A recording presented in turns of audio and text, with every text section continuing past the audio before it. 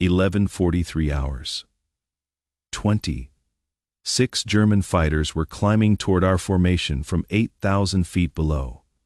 I was sitting in a B-17 tail gun position with orders that would get every man in our bomber killed. My name was Staff Sergeant Michael Romano, and according to every gunnery manual in the Army Air Forces, I was supposed to wait until enemy fighters committed to attack runs before opening fire.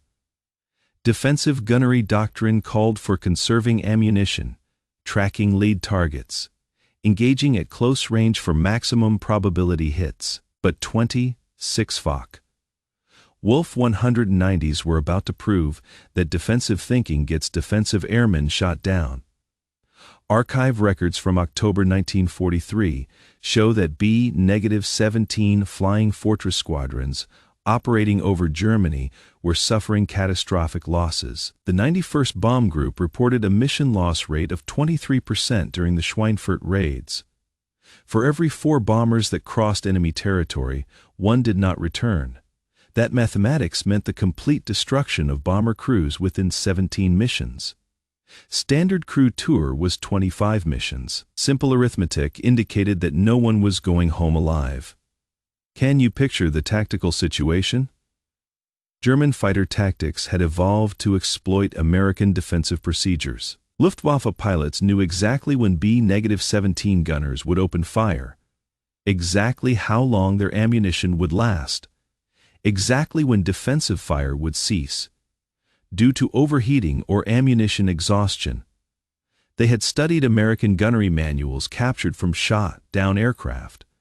They knew our doctrine better than we did. I was assigned to the 381st Bomb Group, 535th Squadron, flying out of Ridgewell Airfield in Essex. Our bomber, tail number 42 to 31,983, was christened Devil's Advocate by our pilot, Lieutenant James Crawford from Omaha, Nebraska. Crawford had been a crop duster before the war, flying low altitude missions over Nebraska wheat fields, developing an intuitive understanding of aircraft handling that served him well in combat formation flying. The aircraft had survived 14 missions over occupied Europe, accumulating battle damage that maintenance crews repaired between raids using salvaged parts and improvised techniques.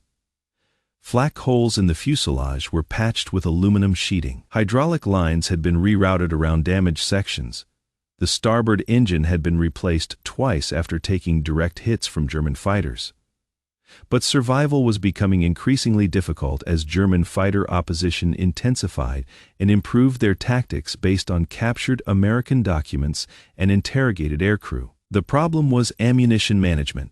Standard doctrine specified that tail gunners carry 2,500 rounds of .50 caliber ammunition divided between 2 M2 Browning machine guns. Each weapon was fed by 1,250 round ammunition boxes positioned on either side of the gunner's seat. Ammunition weight was 875 pounds, affecting aircraft performance and fuel consumption. By reducing maximum ceiling by approximately 1,200 feet and decreasing maximum range by 47 miles, gunners were trained to fire controlled bursts of 3 to 5 rounds, conserving ammunition for extended engagements, waiting for targets to close within 400 yards before opening fire. The M2 Browning had a cyclic rate of 750 rounds per minute, meaning that maximum rate fire would exhaust all ammunition in approximately 3 minutes and 20 seconds. Standard combat engagements lasted between 8 and 12 minutes, requiring careful ammunition management to maintain defensive capability throughout the entire engagement. Overheating was another limiting factor. Sustained fire for more than 60 seconds would cause barrel temperatures to exceed safe limits, potentially causing ammunition to cook off in the chamber or damaging the weapon's mechanism beyond field repair capabilities. Do you see the fundamental flaw in this thinking? German fighters attacked in coordinated waves, multiple aircraft from different vectors, designed to overwhelm defensive fire through volume and timing. While American gunners waited for close-range shots, German pilots maneuvered into optimal attack positions without interference. By the time defensive fire became effective, attacking fighters were already committed to their runs and difficult to deter. Reports from bomber crews consistently describe the same tactical pattern. German fighters would form up at long range, organize coordinated attacks, approach bomber formations in disciplined waves, then execute diving passes from multiple directions simultaneously. American defensive fire would begin only when fighters closed to 400 yards, giving German pilots 90% of their approach time without opposition. This created a psychological advantage for attacking fighters. Luftwaffe pilots could line up their shots carefully, adjust their aim, coordinate with wingmen, execute textbook attacks without distraction. American bomber crews watched helplessly as enemy fighters approached, knowing that defensive doctrine prohibited effective response until attackers were close enough to guarantee hits on American aircraft. I had joined the Army Air Forces in December 1942, completed gunnery school at Harlingen Army Airfield in Texas, then advanced training at Kingman Army Airfield in Arizona. Standard gunnery instruction emphasized marksmanship, mechanical systems, ammunition conservation, and defensive positioning. The training was excellent for peacetime target practice. It was inadequate for combat against professional fighter pilots who had been perfecting their tactics for 4 years of continuous warfare. My civilian background was hunting guide in the Adirondack Mountains of New York. I had been tracking and shooting moving targets since I was 12 years old. I understood that successful hunting required patience, positioning, and timing. But I also understood that sometimes you had to take the shot when the opportunity presented itself, not when textbook conditions were perfect. The solution came to me during our 7th mission, a daylight bombing raid against ball-bearing factories in Schweinfurt on the 14th of October, 1943. Weather conditions were marginal, cloud cover at 15,000 feet, with visibility reduced to 8 miles due to industrial haze and scattered cumulus formations. Surface winds were from the northwest at 22 knots, creating moderate turbulence that affected both bombing accuracy and gunnery stability. We were flying at 27,000 feet altitude in the number 3 position of the lead squadron, maintaining standard defensive formation with 60-foot spacing between aircraft. Our bomb load consisted of 12 500-pound general-purpose bombs targeted against the Kugelfischer ball-bearing plant, a facility that produced 60% of Germany's precision ball bearings essential for aircraft engine and automotive production. The mission profile called for approach from the northwest, bombing run duration of 47 seconds over target, then immediate turn southeast toward the English Channel. German intelligence had anticipated this route based on previous American bombing patterns, positioning fighter units along the expected flight path to maximize interception opportunities. When German fighters began forming up for coordinated attacks, I could see 18 Foch Wolf 190s organizing into 3-6 aircraft formations at a distance of approximately 3,000 yards. The lead formation was climbing from 20,000 feet to attack altitude. The second formation was positioning for a beam attack from the starboard side. The third formation was moving into position for a coordinated rear quarter attack that would arrive simultaneously with the other 2 formations. This was textbook Luftwaffe fighter doctrine: multiple coordinated attacks from different vectors designed to overwhelm defensive fire through volume and timing. Standard procedure required waiting until they closed to 400 yards before opening fire. But I calculated that 3,000 yards represented roughly 90 seconds of approach time at typical fighter attack speeds. 90 seconds during which enemy pilots could perfect their attack runs without any interference from defensive fire. German Foch Wolf 190s approached at approximately 320 miles per hour during attack runs, but they maneuvered to avoid defensive fire, coordinate with wingmen, and adjust approach angles. These tactical considerations extended approach time to between 60 and 90 seconds. During this time, German pilots could observe defensive positions, coordinate attacks, and establish optimal firing solutions. What if defensive fire began immediately when fighters were detected? What if psychological pressure was more valuable than ammunition conservation? Witnesses recalled my decision to violate standing orders during that October mission. Instead of waiting for close, range targets, I opened fire at maximum range when the German formation was still 2,800 yards away. Not aimed fire designed to achieve hits, but suppressive fire designed to disrupt enemy attack coordination. Long bursts, walking tracers through the formation's projected flight path, forcing pilots to take evasive action while they were still organizing their attacks. The effect was immediate and dramatic. The lead German formation scattered. Individual aircraft broke off from the coordinated attack pattern to avoid tracer fire. Their carefully planned assault dissolved into individual, uncoordinated attempts that the rest of our defensive gunners could handle effectively. 3 Focke-Wulf 190s aborted their attacks completely rather than continuing through sustained defensive fire. Here is what I learned in that engagement. Timing matters more than accuracy when the objective is disruption rather than destruction. One tracer round that forces an enemy pilot to change course is more valuable than 10 rounds fired at close range after the enemy has already achieved optimal attack position. Fear of being hit affects pilot performance more than actual hits because fear influences decision making. Throughout the entire engagement, German pilots were trained professionals, many with over 1,000 combat hours.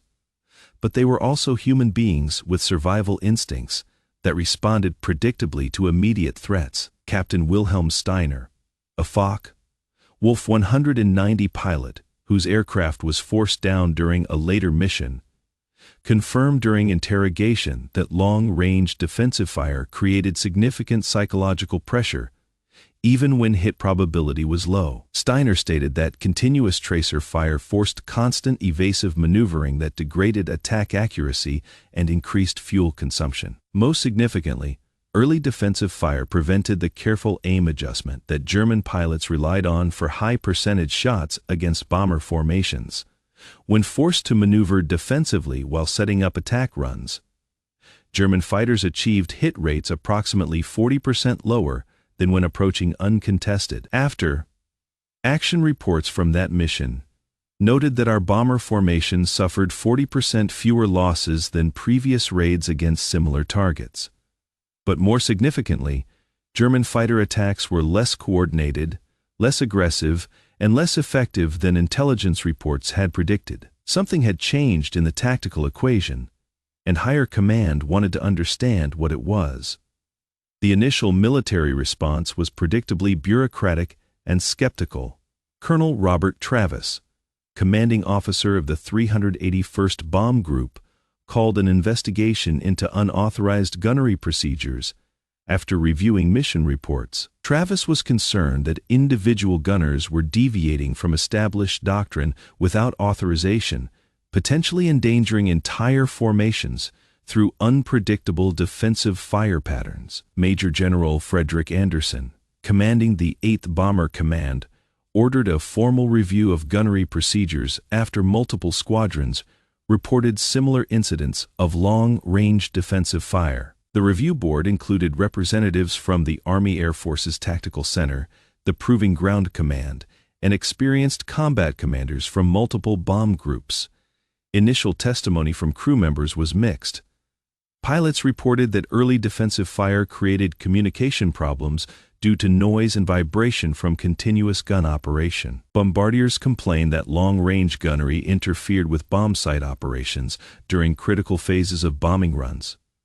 Navigators noted that excessive ammunition expenditure affected aircraft weight and balance calculations. However, statistical analysis of mission results provided compelling evidence that formations using aggressive defensive tactics suffered significantly lower casualty rates than formations using standard procedures. The evidence was too strong to ignore, despite institutional resistance to unauthorized tactical innovations. The tactical innovation required rethinking fundamental principles of aerial gunnery. Traditional marksmanship emphasized precision, controlled fire, ammunition conservation, and target destruction. Combat effectiveness required volume fire, early engagement, psychological pressure, and attack disruption. The two approaches were fundamentally incompatible, and combat results clearly indicated which approach was more effective. This principle applies beyond aerial combat to any defensive situation where attackers rely on coordination and timing. Early defensive response disrupts attacker synchronization. Continuous defensive pressure prevents optimal attack positioning. Psychological uncertainty reduces attacker confidence and effectiveness.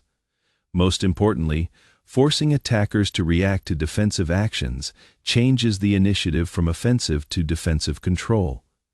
Understanding these principles allowed development of new tactical procedures that other bomber crews could implement immediately. Long-range suppressive fire to disrupt attack coordination required gunners to open fire at ranges exceeding 2,000 yards, using tracer ammunition to create visible threat displays that forced fighter pilots into evasive maneuvering. Continuous fire to prevent optimal positioning meant maintaining defensive fire throughout fighter approach sequences rather than waiting for optimal firing solutions. Concentrated fire on formation leaders to break up coordinated attacks required identifying lead aircraft in German formations and focusing multiple gun positions on single targets to achieve psychological effect through volume rather than accuracy. These techniques required more ammunition expenditure, but achieved dramatically better defensive results. Initial resistance came from experienced gunners who had been trained in traditional marksmanship techniques. Technical Sergeant Robert Hayes, a veteran of 12 missions, argued that ammunition conservation was essential for long engagements and that inaccurate long-range fire was wasteful of limited resources. Hayes changed his opinion after observing the effectiveness of suppressive fire during a mission over Bremen on the 3rd of November 1943. His bomber formation using traditional defensive tactics suffered 25% casualties. Adjacent formations using suppressive fire tactics suffered 8% casualties against the same German fighter units. The psychological impact extended beyond individual engagements.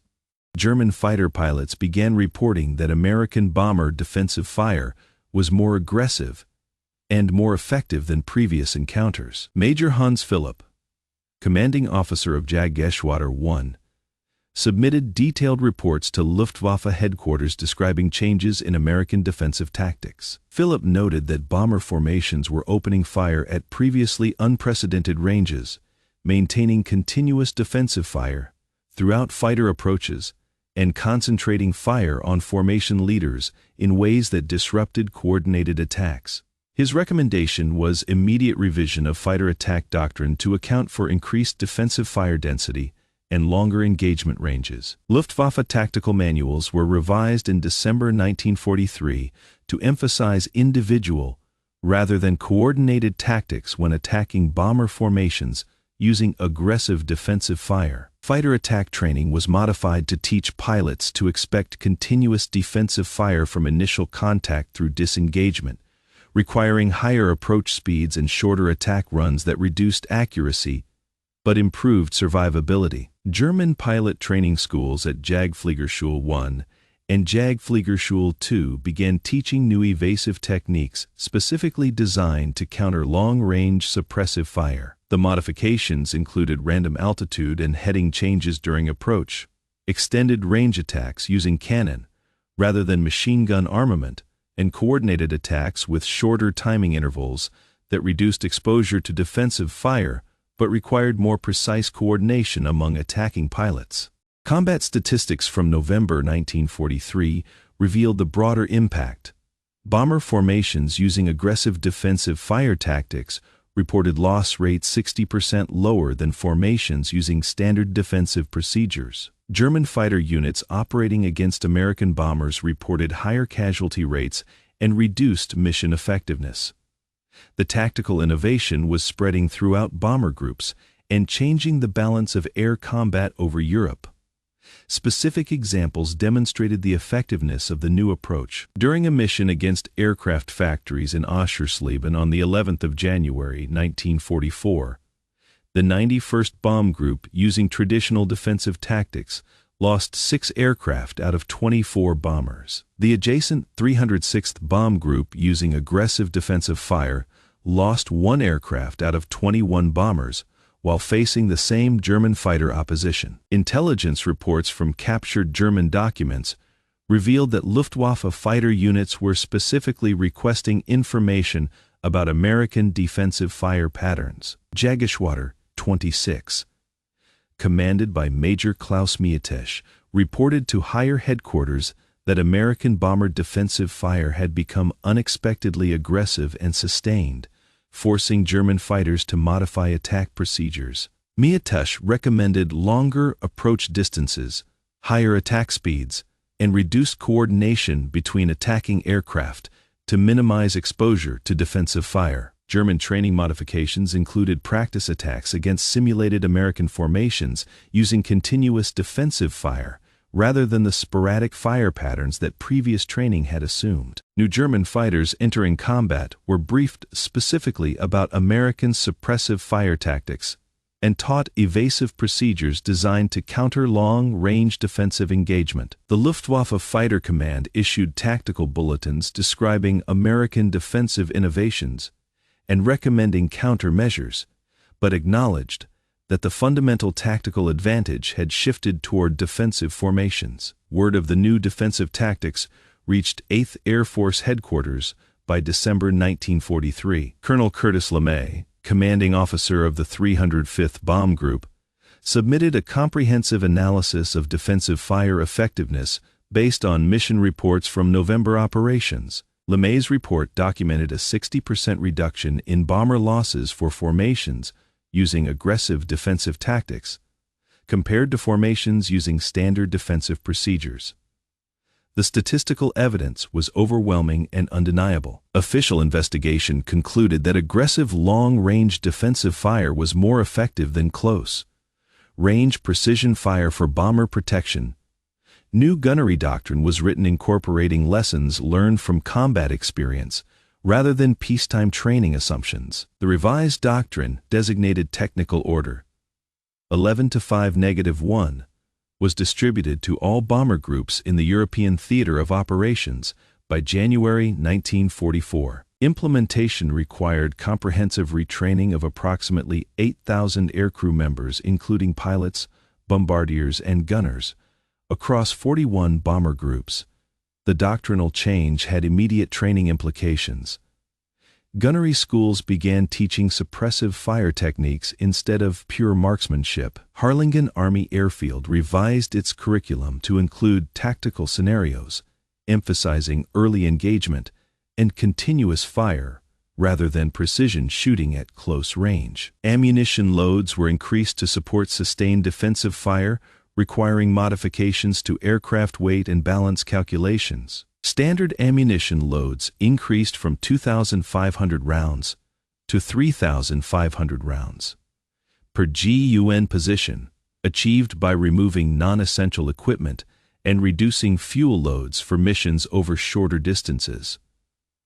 Gunner training emphasized psychological warfare and attack disruption, rather than individual target destruction. Training exercises included scenarios where student gunners faced multiple targets simultaneously, teaching them to prioritize suppression over destruction when facing coordinated attacks. The entire philosophy of bomber defensive operations changed based on one sergeant's decision to ignore established procedures. Training time increased from 420 hours to 680 hours to accommodate additional tactical instruction. Graduation rates decreased initially as the more complex tactical training proved more difficult than traditional marksmanship instruction. But combat effectiveness of newly trained gunners improved dramatically, with loss rates among fresh crews decreasing by approximately 35% compared to crews trained under the previous curriculum. But the most significant impact was strategic, rather than tactical. German air superiority over occupied Europe began declining as bomber losses decreased, and mission success rates improved. The strategic bombing campaign became sustainable rather than suicidal. American air power could maintain offensive pressure against German industrial targets without unsustainable crew and aircraft losses.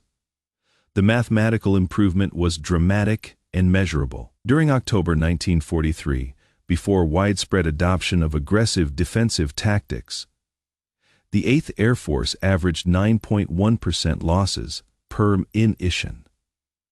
By March 1944, after implementation of new defensive doctrine, average mission losses had decreased to 3.7%. This reduction represented the difference between unsustainable attrition and acceptable operational losses. Strategic planners could now schedule sustained bombing campaigns against critical German industrial targets without facing the complete destruction of bomber crews within acceptable tour limits.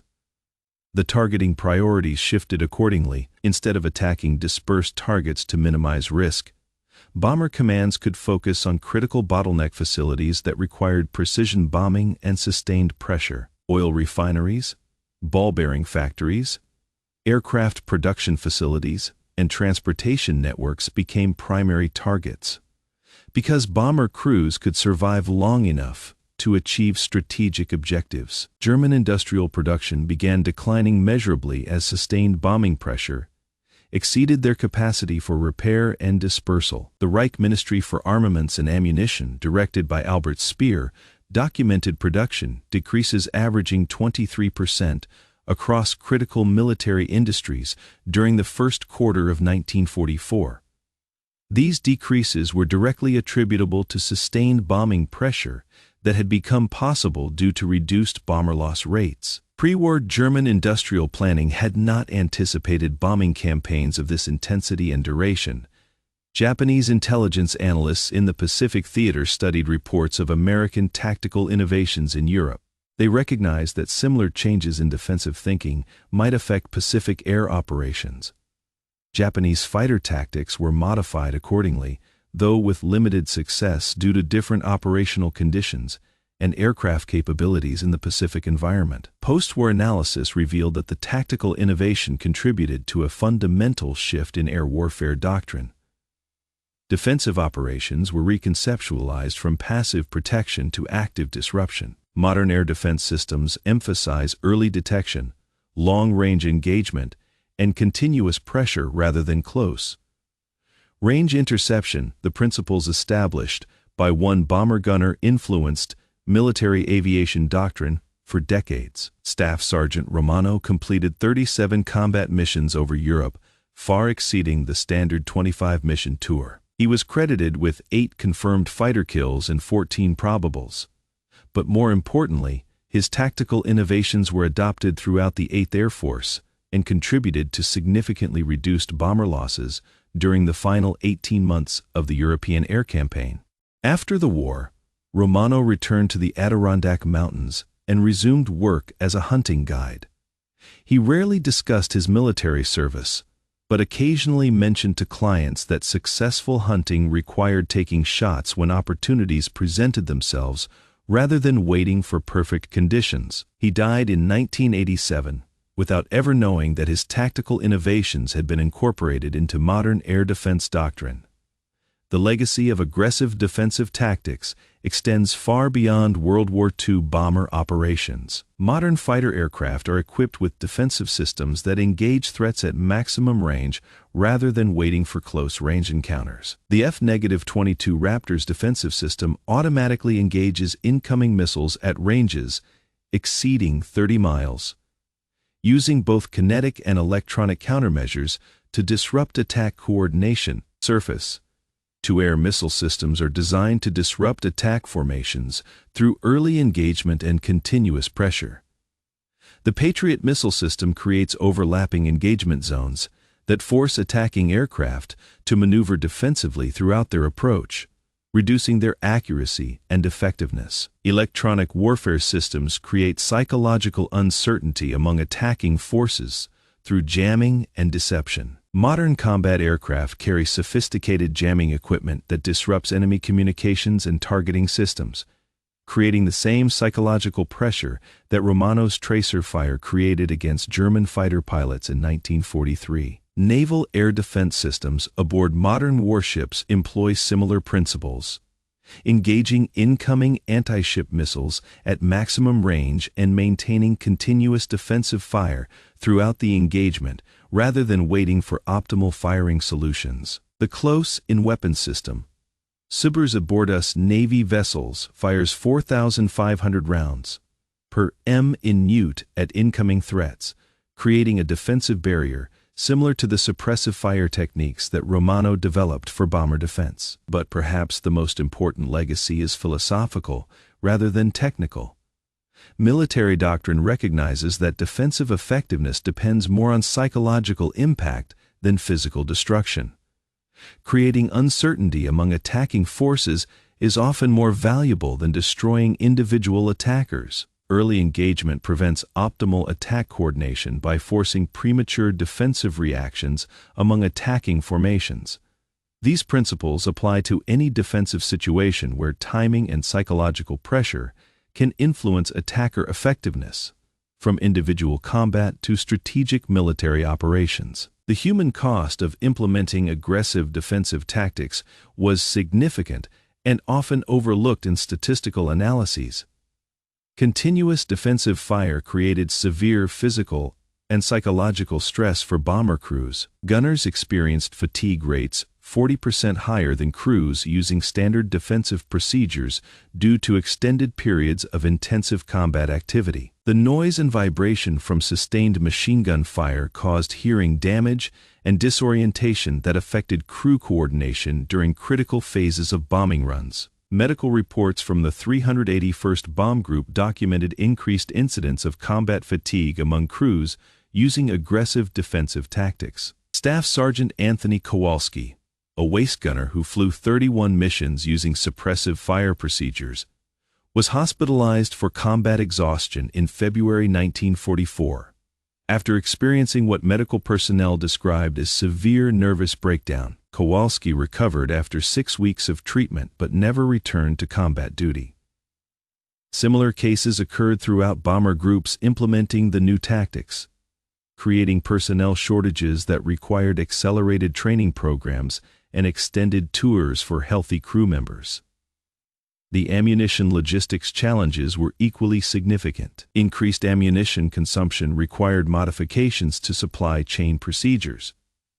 Standard ammunition resupply for a 24-aircraft bomb group required approximately 45,000 rounds per mission. Groups using aggressive defensive tactics required 78,000 rounds per mission, a 73% increase that strained transportation and storage capabilities.